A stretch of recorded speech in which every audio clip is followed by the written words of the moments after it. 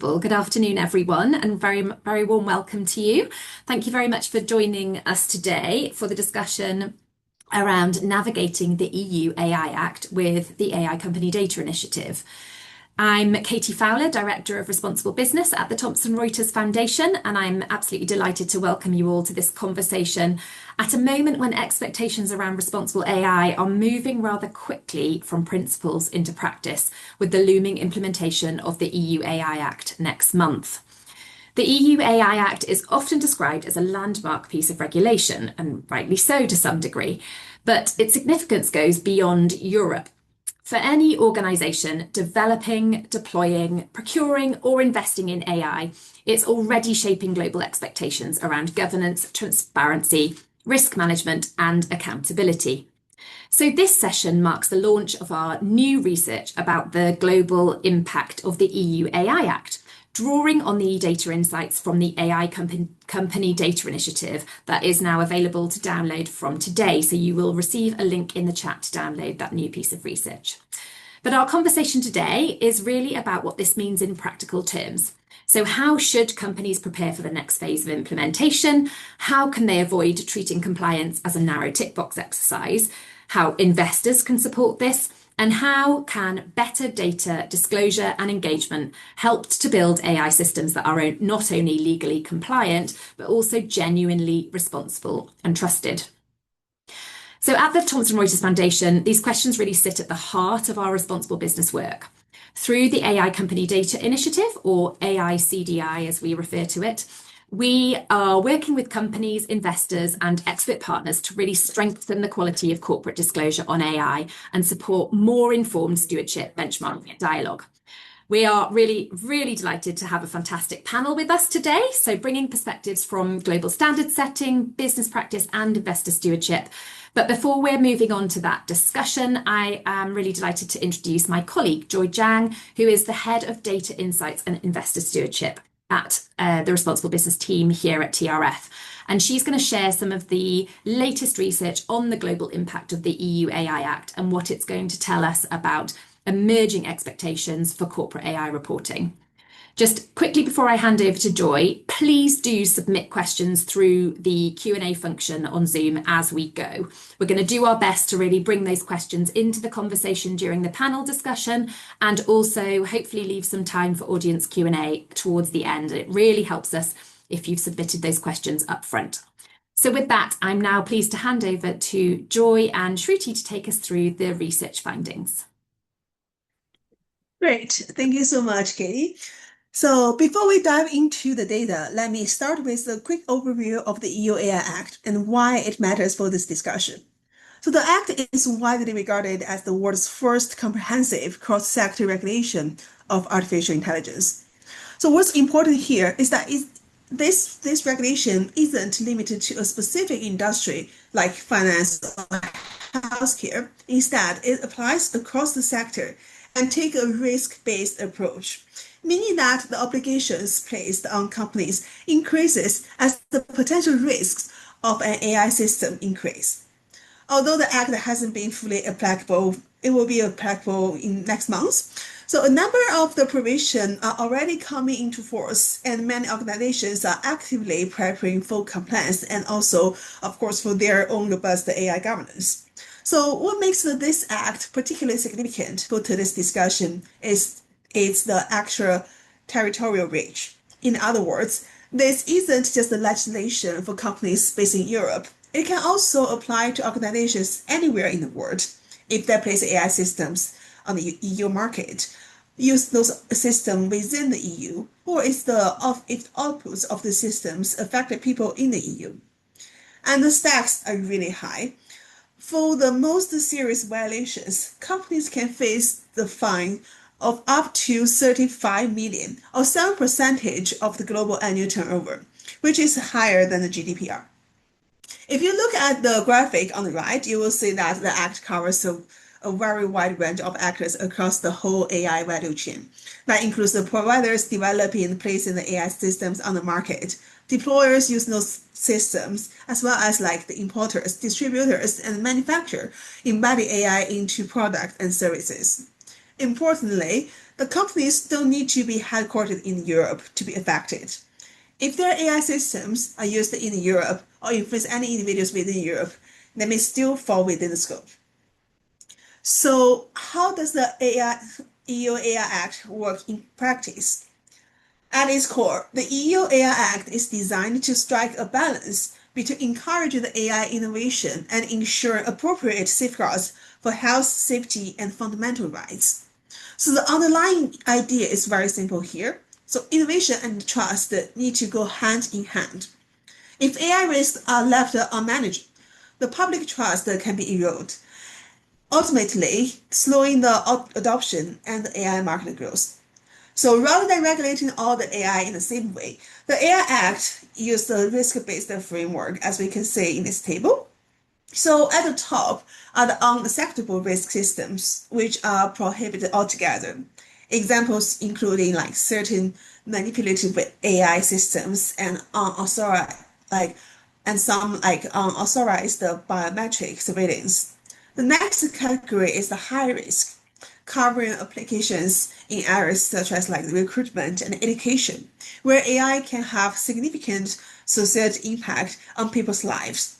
These systems are permitted but subject to extensive compliance requirements. Then we also have the limited risk systems, such as chatbots and AI-generated content, where the transparency is the primary requirement, which is actually also like I would say almost the most wide use case of the AI systems.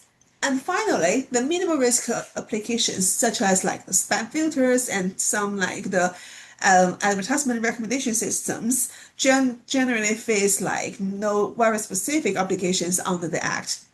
So the important point here is that the regulatory requirements are really calibrated according to the level of the societal and ethical risks involved.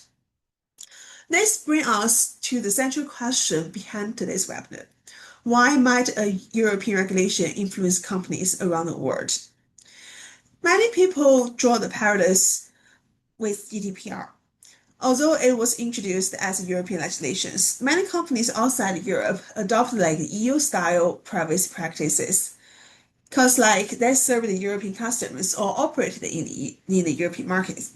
Over time, those standards become very influential far beyond the EU itself. We may say like very similar dynamic emerging with the AI governance here. So for many non-EU companies, the influence of this act may not come through direct enforcement. Instead, it often comes through like the commercial relationships. European clients, supply chain partners, and regulated industries are increasingly asking vendors to demonstrate stronger governance practices, including like the risk management, transparency, and human oversight. As a result, the act is becoming more than a compliance issue. It's increasingly become like the market access and governance expectation. People may use this act as a framework to better assess their internal AI governance system and then to better respond to the stakeholder requirements. So this is the mechanism often refers to as the Brussel effect. Companies with EU market exposure begin to align with EU expectations, and those expectations then spread through clients, contracts, and supply chains. So the question becomes, are we already seeing the evidence of that alignment in the corporate AI governance? So we do use our AICDI to do some assessment to answer this question. So this is also why AICDI becomes particularly useful with our comprehensive data set. So launched by Thomson Reuters Foundation UNESCO in 2004, the AICDI tracks AI governance practice across nearly 3,000 companies worldwide, using more than 100,000 public available data points, and then this number will grow to 5,000 companies this year. So importantly, AICDI was not designed as a compliance checklist for any kind of regulation such as EU AI Act. Instead, we use this initiative to provide a useful proxy for assessing whether the companies are developing kinds of governance capabilities that the Act or any other regulations expects. So as shown in the table on the right, there is a strong degree of alignment between our framework and EU AI Act. So AICDI examines governance and accountability structures, including AI strategy, board oversight, and dedicated resource for the AI governance. It also captures all the other elements such as human oversight, transparency, incident reporting, and stakeholder feedback mechanisms, alongside broader approach to the risk management. So while AICDI doesn't measure any legal compliance directly, it allows us to assess whether companies are building the governance foundations that sits at the heart of the act. And that gives us a way to test whether the government's expectations driving the Brussel effects. I'll turn to the evidence. Over to you, Shruti. Thanks, Joy. We will now look into the data that substantiates this theory. Where we have previously established the conceptual foundation of the Brussels effect, we will now have a closer look at the empirical evidence. Our data shows that 13% of all companies report using an AI governance framework. Among these, 53% explicitly reference the EU AI Act. Most importantly, 47% of those citing the Act are headquartered outside the EU. That suggests that the Act is already influencing corporate AI governance beyond its home jurisdiction. Looking at the regional breakdown, North America is leading non-EU citations at 39.6%, followed closely by Asia at 28.1% and non-EU Europe at 24%. Smaller but significant shares come from Latin America, Australasia, and Africa, where Latin America and Australasia both stand at 3.1% and Africa at 2.1%. This shows that the engagement is geographically broad, but also concentrates in regions with strong commercial links to the EU and strong AI value chains. The sector pattern is also reinforcing this concentration. We find that information technology accounts for 39.6% of non-EU citers. Communication services account for 18.8%, while financials account for 10.4%. These are precisely the sectors where AI deployment is deep, where the cross-border products and services are common, and where EU market exposure is commercially important. The key takeaway here is that nearly half of the Act's citers are non-EU headquartered companies, confirming that the EU AI Act is already moving from regional regulation to a global governance signal, which is, in a sense, the Brussels effect in action that Joyce just spoke about. We now come to a specific case that we found, which was the United States, and it offers perhaps the clearest case study of this market-driven alignment. US firms represent 35% of all non-EU companies citing the Act in our dataset, making the US the single largest source of non-EU engagement. Notably, because the US lacks an overarching federal AI law, this finding cannot be attributed to domestic regulatory pressure. It is driven entirely by market forces. The sector data on the left makes it even clearer. IT dominates with 53% of US citers. In fact, 20% of US IT companies in the dataset reference the Act, as they provide the core global software and cloud infrastructure used by EU clients. Healthcare is also notable. 8% of US healthcare companies in the dataset cite the Act. This matters because AI diagnostic tools, clinical support systems, and software embedded in medical devices may be treated as high-risk systems under the Act. The vertical flow on the right illustrates how these rules reach US shores, similar to what Joy had already mentioned earlier. EU-regulated clients in finance, healthcare, and telecom simply pass their AI Act obligations upstream to the global vendors. They do this using very concrete commercial mechanisms such as RFPs, contracts, and rigorous vendor due diligence. For example, if a European bank using an AI system from US vendor may need evidence of risk management, documentation, transparency, human oversight, then it can be a condition that is added in the contract. That expectation then reaches the US supplier via these procurement filters, even if the supplier is not headquartered in the EU. As a result, US technology providers and AI vendors may voluntarily align with the Act to preserve access to EU customers and reduce commercial friction.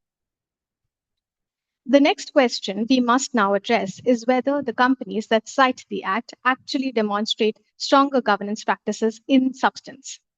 The AICDI data suggests that they do. Among non-EU companies, those citing the Act disclose substantially stronger organizational governance foundations than the non-EU companies that do not cite the Act. Let's begin at the top in this graph.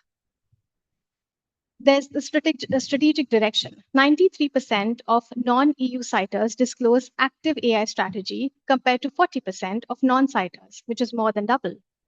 This strategic focus is reinforced by formal leadership accountability. 90% of citers disclose board-level AI oversight compared to only 35% of non-citers.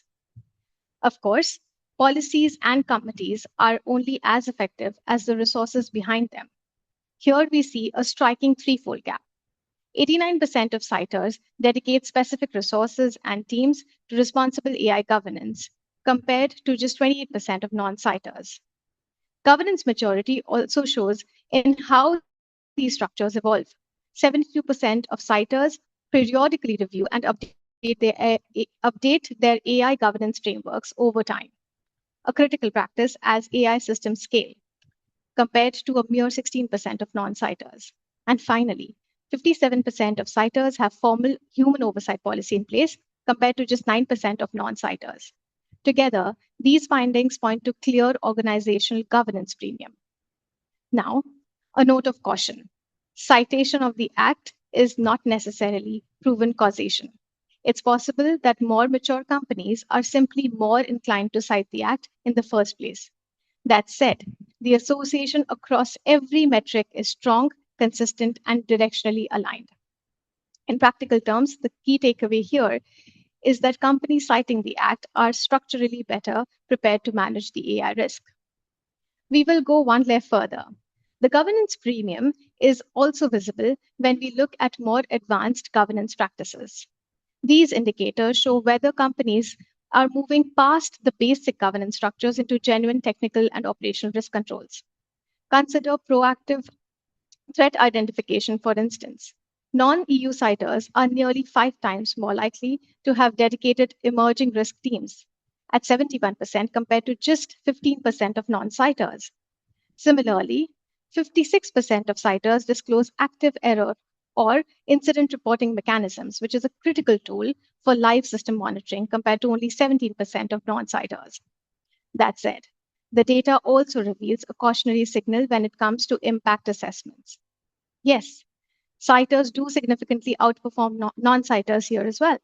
Even here, they are nearly 4 times more likely to disclose human rights impact assessments at 22% compared to 6%, and over 8 times more likely to disclose ethical impact assessment at 33% compared to just 4%. However, the important point here is that impact assessments still remain limited even among citers. Fewer than 1 in 4 non-EU citers disclose human rights impact assessments. Only 1 in 3 disclose ethical impact assessments. This is significant because EU AI Act places strong emphasis on risk and fundamental rights, especially for high-risk AI systems.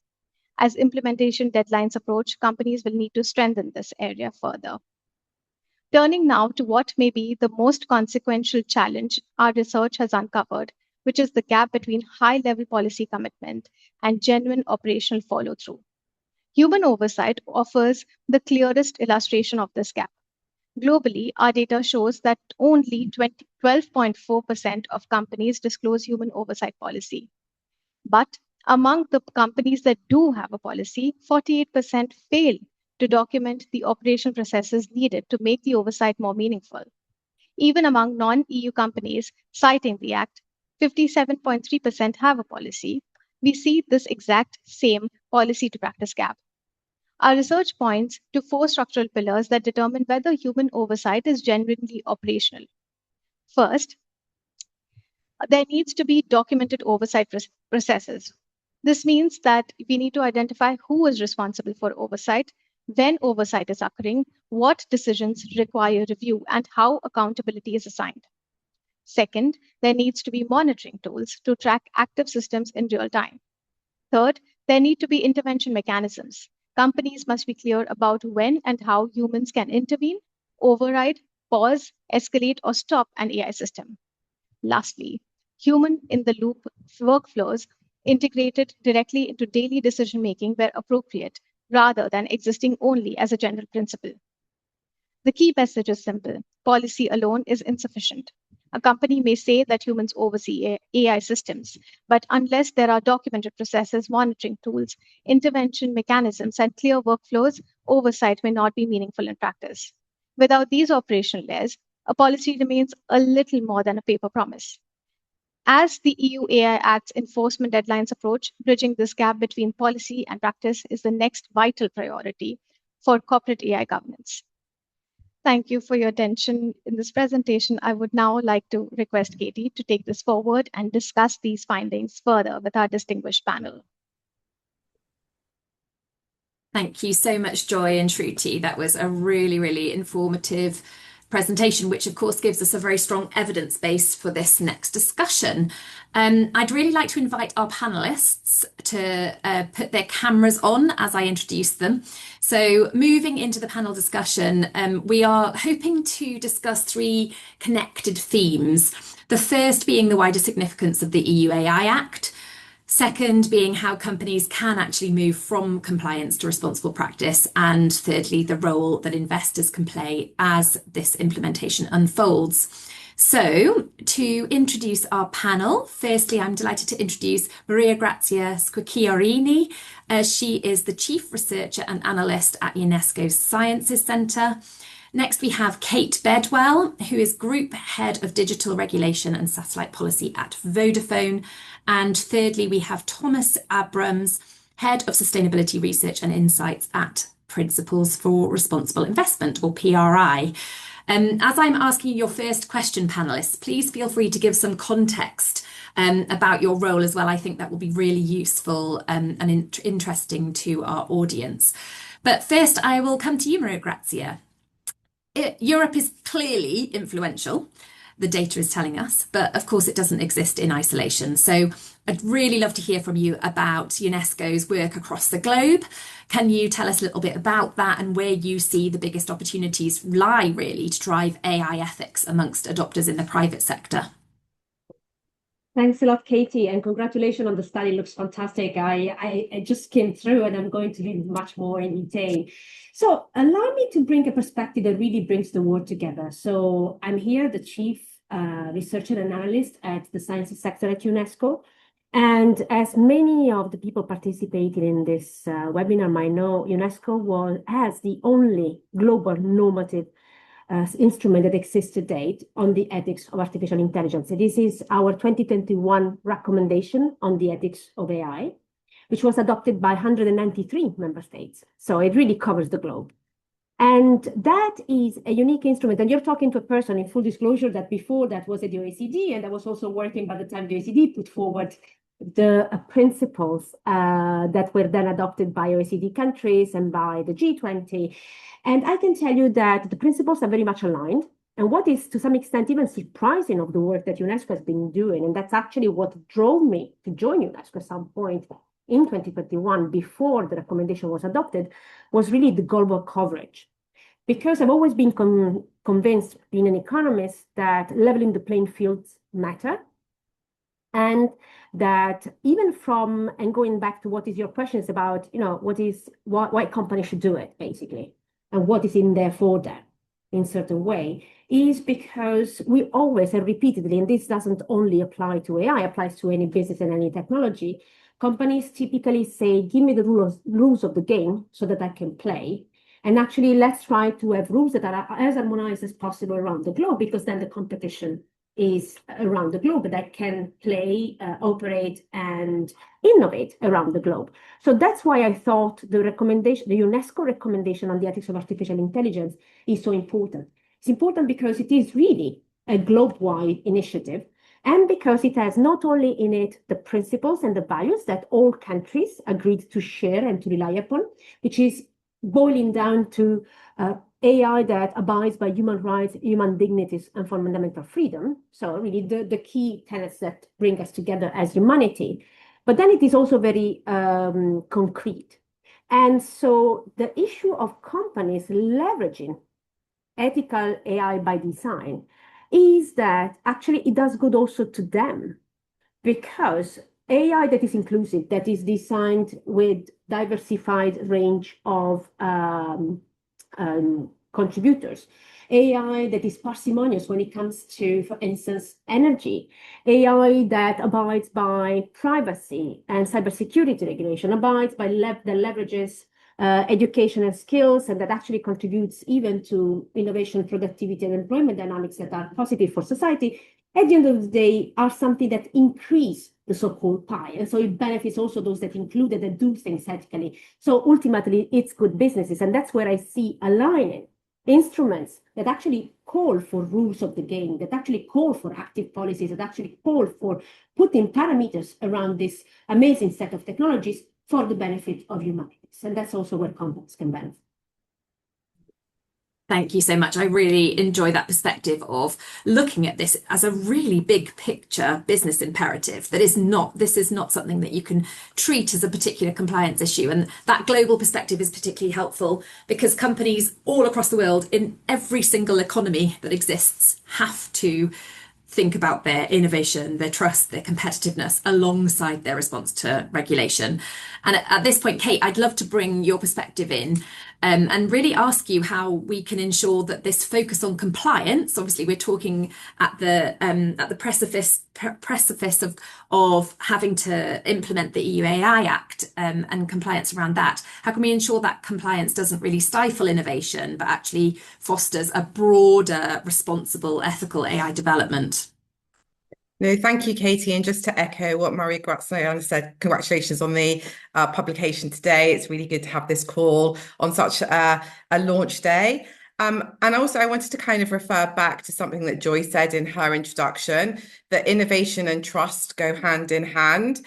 And I think really, core to responsible AI is trust. That has to be the foundational principles that give confidence that, responsible AI is safe, it's fair, it's transparent and accountable. And if we take that as the basis, then actually responsible AI and innovation are not competing objectives. They actually support each other, and innovation can be made scale faster, become more agile when there is that underlying governance, which provides the foundation for that trust. So I guess from a practical perspective, as a business, we look to build kind of the responsible AI right at the beginning of those development discussions. So it becomes part of the normal life cycle. It's not something that's looked at from a compliance perspective at the end. It's really within the DNA of the business as it moves forward. But critically, as again, you touched upon at the beginning, a risk-based approach is really vital to take this forward. It enables proportionate safeguards to be established. It gives clarity for teams to be able to move forward, knowing where they stand. But so fundamentally, we see responsible AI as an enabler of sustainable information. Organizations really need to lean in to demonstrate that the AI can be trusted, there's transparency, and it's accountable. And then as a consequence to that, we're more likely to build the customer confidence, we can secure the regulatory trust, and then we can accelerate the adoption of the AI.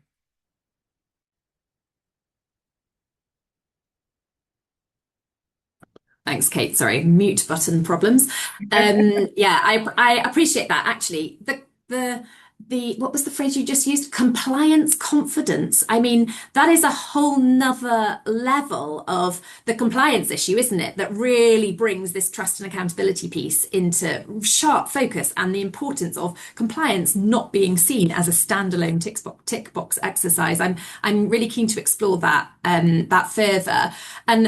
But Thomas, I will bring you into the conversation at this point because Kate's point really is about responsible AI as being this whole business enabler. So you can hear the extent to which she's referring to the design, the responsible AI by design as being this driver of other parts of the business.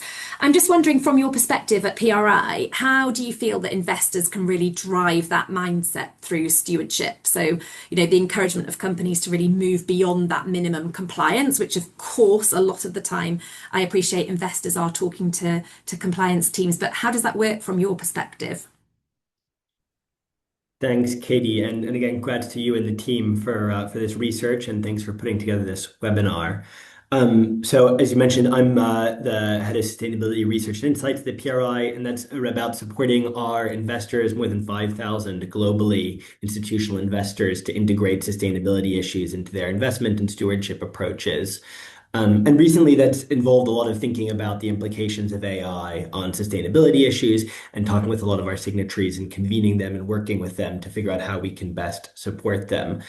And a lot of these issues are coming up repeatedly. And I just want to build on what Kate's just said, that it is consistent with what we are hearing from investors more broadly. Investors are increasingly seeing the establishment of good governance from companies on AI, including forward-thinking risk management, and crucially being transparent about it as a business enabler. And it builds investors' confidence, perhaps compliance confidence and trust that can really support innovation. And we've heard, I think, in Joy's presentation, or Joy and Trudy's presentation, that engagement with the EU AI Act is a useful signal of governance maturity, perhaps of operational readiness and long-term resilience, whether a company is in the EU or not. So that really does show this goes beyond compliance. As I think, Mariagrazia, you pointed out, companies are establishing good AI governance because it's good for business, and it reduces costs. And companies that treat this as an opportunity for forward-thinking risk mitigation rather than just trying to check a box are the ones that are really going to get real value out of this. And I think investors are increasingly recognizing that.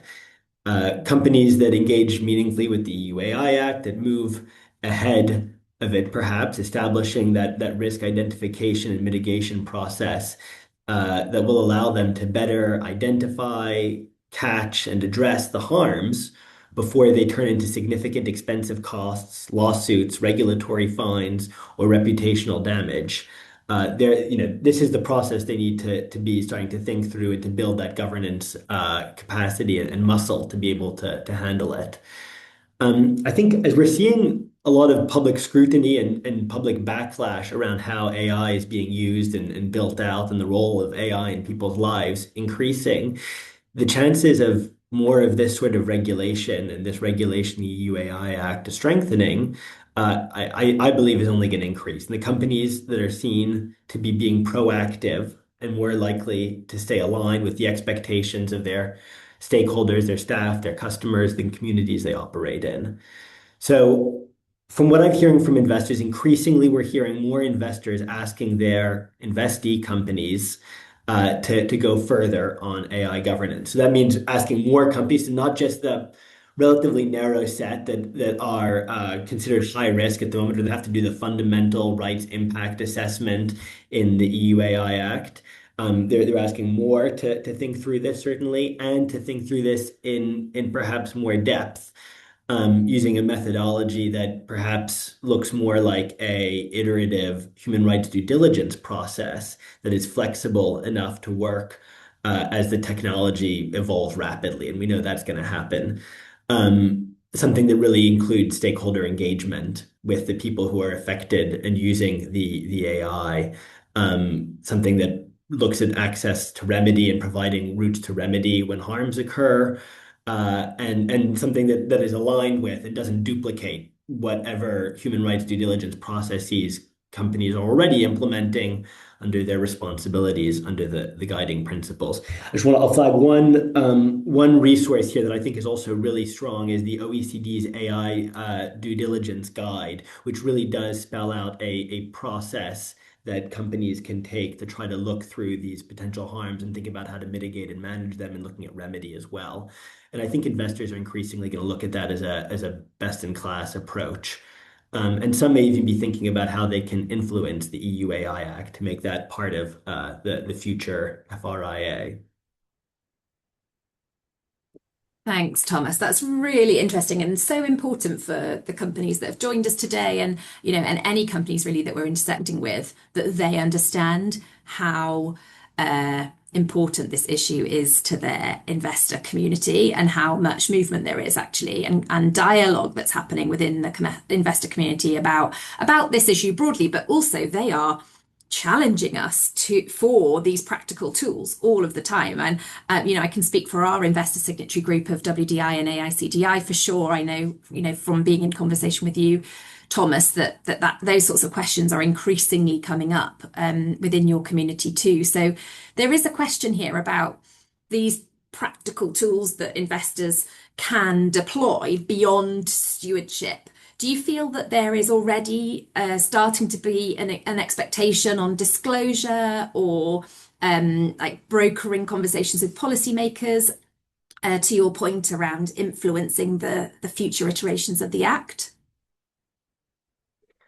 I certainly think that there's an increasing expectation from investors that companies are going to be transparent. I think in terms of what that transparency looks like and trying to pin down the disclosure metrics, I've not yet seen convergence there, which is perhaps a good thing as things are moving so fast. There needs to be a little bit more thinking to be sure we're landing on the right metrics before getting everyone to buy into them immediately. But increasingly, definitely seeing increasing push on transparency around how these risks are being considered at board level and how they're being managed and the strategies with which AI is being implemented throughout organizations. On the policy point, I think that there's, for the reasons we've discussed, that there's the risk at the company level for companies who are failing to look at building good governance mechanisms. I think there's also a broader sort of macroeconomic risk here, which is that the harms that companies might be creating in their, potentially in careless deployment of AI, can contribute to externalities that are not necessarily being picked up by companies, but that are going to fall on universal owners, on diversified investors who can't move away from some of these risks. This is what we're seeing in climate. When they can't move away from some of the climate risks, they have to look at systemic approaches for trying to rein some of this in. And I think we're increasingly going to start seeing that on AI. In truth, at the moment, I'm not sure I've seen a huge amount of it, but there's no way that these systemic risks are not going to keep on rising up investors' agendas. And there's certainly, I think, opportunities for them to get involved in this with regards to the EU AI Act. I mentioned earlier the fundamental rights impact assessment, which I believe is still very much open. They don't have a template yet for what's actually going to be involved in the fundamental rights impact assessment. So there's an opportunity potentially for, I know certain NGOs are already doing this, but for investors who would like to see better information, better disclosure, better due diligence before some of these some of these uses of AI are actually put into effect, that they could be asking for this fundamental rights impact assessment to look more like human rights due diligence, like the OECD's proposed AI due diligence approach. And perhaps in the longer term, they might also think about, have we really covered all of the high risk use cases in that list? I think that's going to be coming under review regularly, as far as I understand, on the EU AI Act. Be looking at, well, maybe there's some high risk use cases that aren't fully captured, as I'm sure this technology is going to move so fast. There may be some opportunities to think about other ways in which or other sectors and uses that should be brought into that as well. So I'm expecting to see a lot more of this. Thanks, Thomas. That's great context. And Mariagrazia, I wonder whether you want to come back in here. Just in that, I really am strongly noting that all three of our panelists are moving very quickly to ethical and human rights concerns around responsible AI. We are not talking about filling in forms and meeting compliance criteria here at all. So, and your original point, Mariagrazia, around that foundation for trust and interoperability. Do you want to talk a little bit more around how the EU AI Act might be interacting with those wider ethical AI frameworks? For UNESCO, it's fundamental to go beyond responsible. I know that has been a word that has been used a lot in the past, and Thomas was mentioning the work of your AICDI. where we know typically the language is safe, secure, and trustworthy. That has been used also in, say, G7 documents. But if we want to really have AI that serves humanity, that serves the people, we have to go a step forward that is towards ethical. That means, abiding by human rights, human dignity, respecting human dignities, and fundamental freedom. Because let me put an example, very simple. If we produce T-shirts in a country where kids age 10 can work, we are responsible. We are abiding by the rules if we hire a kid age 11. In our country where perhaps the legislation says they have to be 14, 16, 18, you name it, by the time they can work, you wouldn't dream of hiring a kid age 11 to do the shirt we are talking about. Whereas if you're responsible, you do it. If you're ethical, you will hire people above 14, regardless of where you do it, right? Because you're going to apply the highest standard that fulfills the needs of humanity. And this is what UNESCO has been pushing and saying human rights are human rights everywhere. And the rules of the game should apply to the same extent everywhere. Of course, we are fully aware, and I mean, we are the house of culture, that cultural differences exist, but not in relation to fundamental rights, and not especially in relation to giving in on human dignity. And so this is what drives us. And actually, if one looks at what is happening, the dynamics of today in the market and the trust or lack thereof, that some groups or cohort are expressing in relation to AI technologies. And mind you, I'm always very hesitant to listen to the conversation talking about AI as it is one monolithic thing. It is a set of technologies, and each one of them, and I think that's also the beauty of the AI Act, is also to try and disentangle this big conglomerate of things, because it's not the same thing. It's these rule-based models as it is when we deal with agents, just to mention a couple of examples. So, and the rules of the game that should apply should be different, because of course the kind of possible consequences, the possible harm, and even the kind of redressal mechanism that we might need to design are completely different. There are two things here. One is trust. And trust, for instance, one of the first consequences, so that's why I think also companies that are a bit more forward-looking and already getting into, ethical is also good for businesses, is that by the time I start, thanks to the protection legislation that exists, to say, no, by the time you ask me for cookies and I can't use your data, the kind of data on which this system are going to be trained are going to be patchier and patchier, which will require much tougher work in order to redress them and repackage them and make them fit for purpose. And in addition, may be leading to less accurate prediction, for instance, or analysis. I mean, that depends on what you use the AI for, right? So that's one thing. The other thing we are seeing, and again, it hits again the very interest of what is business dynamics, is that we are seeing in some countries, especially, and in the presentations we mentioned an important one, where already consumer protection legislation are kicking in to defend the interests of people. And so addiction and issues related to AI systems anyway causing harm are being redressed to some extent at a small case for the moment in courts. Now, if you take, and economists, we are typically doing that, the discussion to the limits, and the numbers explode, which is something that might happen at a certain moment, well, then you have the unsustainability of a business that has to redress or repay damages to that extent. And let me close on one consideration. It is, for a long time, I'm sure you have heard the conversation about, there was trying to make a parallel between AI and nuclear technologies, nuclear energy-related technologies. Yeah.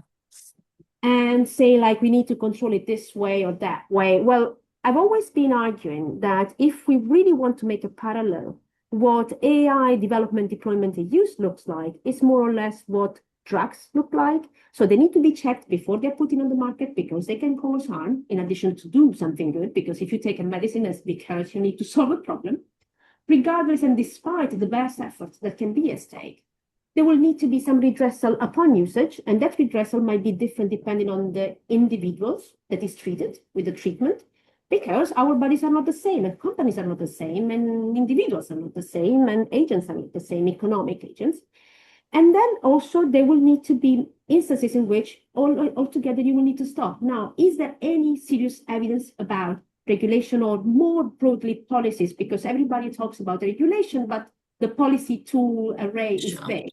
That has stopped pharma and drugs from developing? Well, barely any, if at all. So, it's not because we pay more attention to something that something doesn't develop and doesn't flourish. Now, given that these are very fast developing technologies, perhaps it's easier to agree on what we do not want these technologies to do than to agree on what we want them to look like, because we simply don't know what some brilliant researcher or group of researchers will come up with today, which may solve a lot of problems.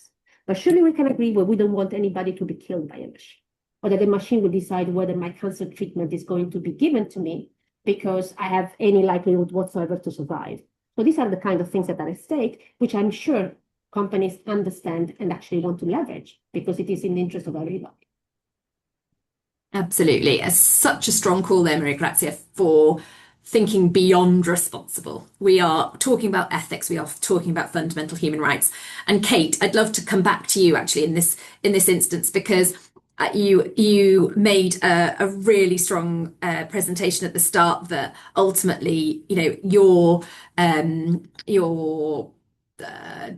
deployment of AI was responsible from the start and by design, and part of an intrinsic part of how you deliver value across your customer base, but also business for good. And it is good for business to be responsible.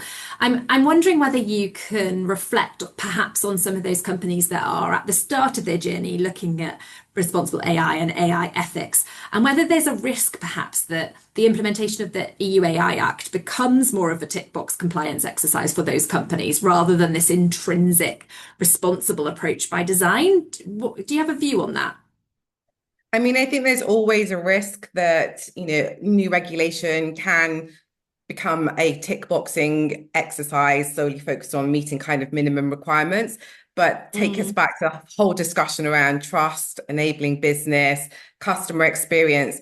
And I think fundamentally, when we talk about compliance, historically, and for the majority of cases, compliance and risk is talked about in a business, as what is the compliance, what is the business obligation, what is the risk to the business. When it comes to AI, it's about turning the conversation on the head, a bit like we do when we talk about human rights. What is the impact to the individuals? How is that, how is it going to impact privacy, ethical considerations? So we're looking outwards and not inwards. And I think that's a really important point when you're talking about AI. And then to be able to do that is having, upskilling employees, training them in these different types of conversations that maybe they've been used to. And our human rights team, for example, are embedded into our responsible AI governance framework right at the beginning. So we're having those wider, broader conversations to enable those topics to come out and become part of business as usual. So we're not focusing on the inward looking, we're focused on the outward looking.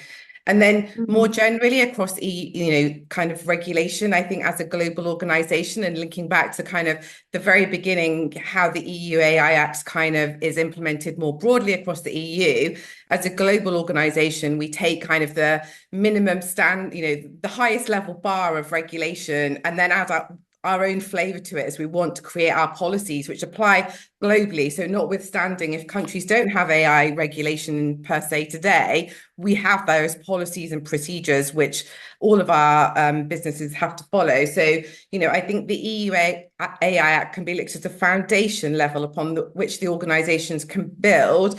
Clearly, compliance with it is absolutely necessary. But really, if you want to build the trust, it's really around how do you apply these in practice? How do you deliver upon kind of the principles that are seen to be there? And you need to have those principles going forward because technology is moving so quickly, especially in this space, that, if you have those principles, they can keep pace to a degree with that technology and be reviewed rather than at a kind of granular level of detail of regulation, which is always a challenge.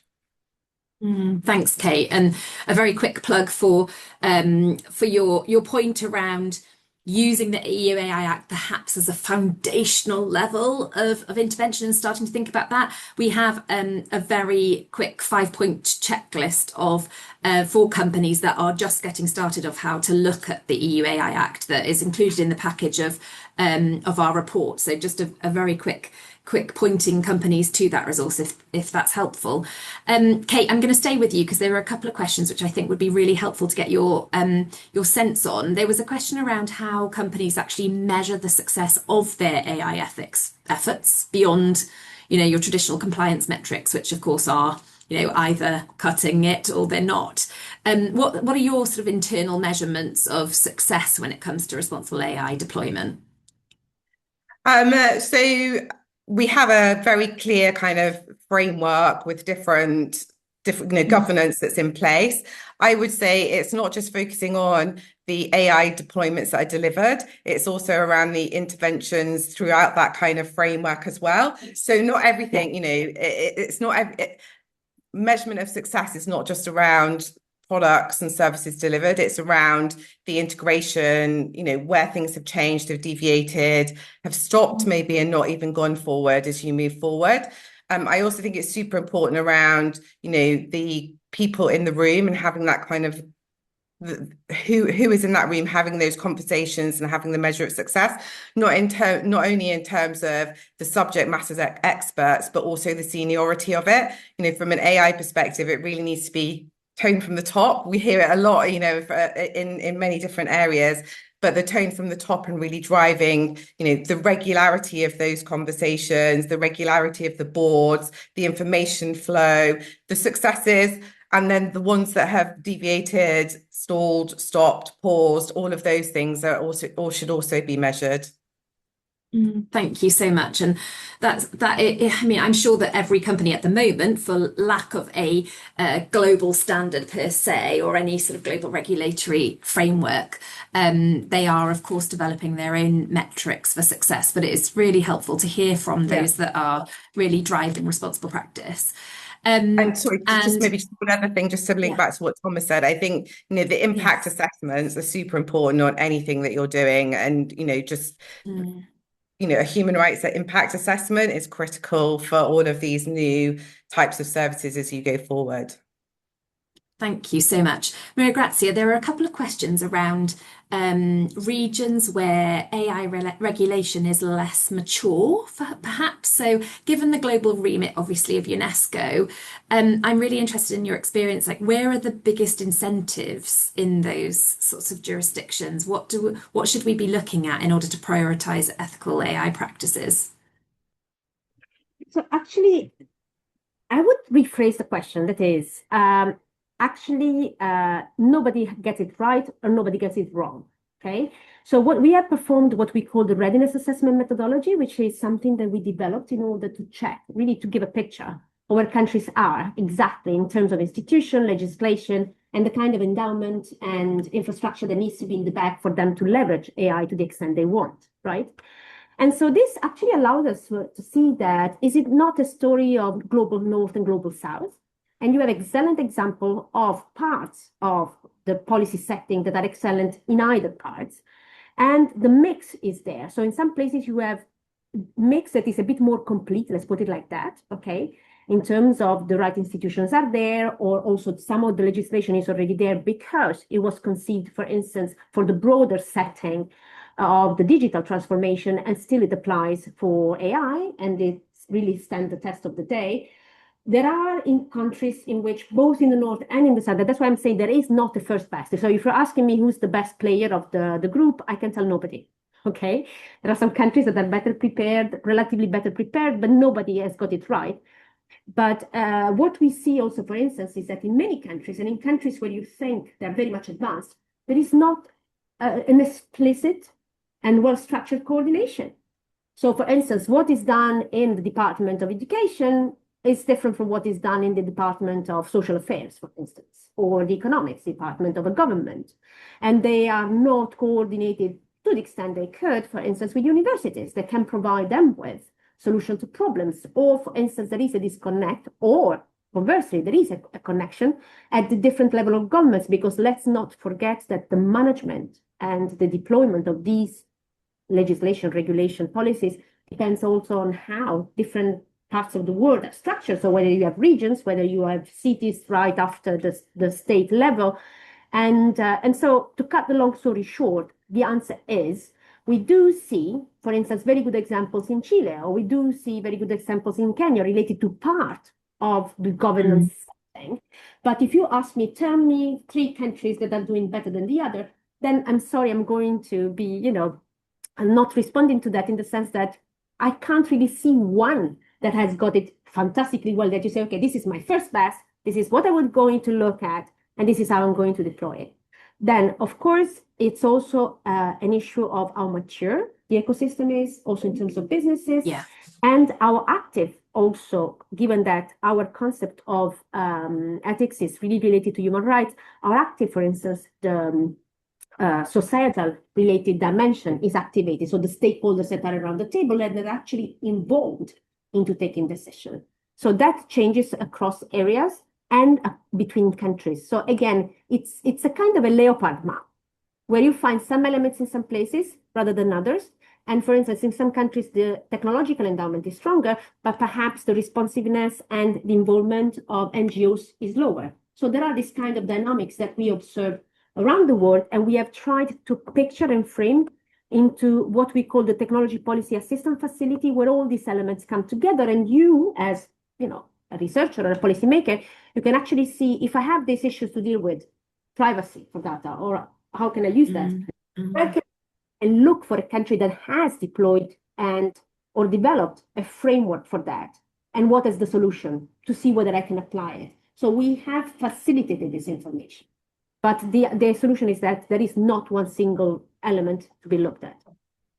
No, and obviously speaks to the importance of continuing to champion these issues at a global level, so that the more use cases and examples and best practice and policy environments and ecosystems that we can study, the more we're going to get closer to the answer of, where is this magic combination of players and stakeholders and frameworks actually going to arise in terms of moving us closer to that sort of gold standard in terms of AI ethics. I am very conscious of time and would need to wrap up. Huge thank you very much to all of our panelists, Mariagrazia, Kate, Thomas. Really appreciate you joining us, and also big thanks to Joy and Shruti and Joy's entire team who worked extremely hard to put out the new research. Really encourage all of you who joined today and of course pass on to any colleagues who might be interested in the new research that has been out. The link I think is still in the chat, and you can also find it on the trust.org website to download any resources. And of course, finally, just to say that we are immensely grateful for our partnership with UNESCO, without which, of course, we wouldn't have been able to launch the AI Company Data Initiative, which is founded on grounded in the UNESCO recommendation on the ethics of AI, it's incredibly important that global framework really does exist and is able to underpin a lot of these conversations that we're having, and the importance of the alignment across many that also exist together. So thank you everyone for joining, and we will see you again very soon. Thank you.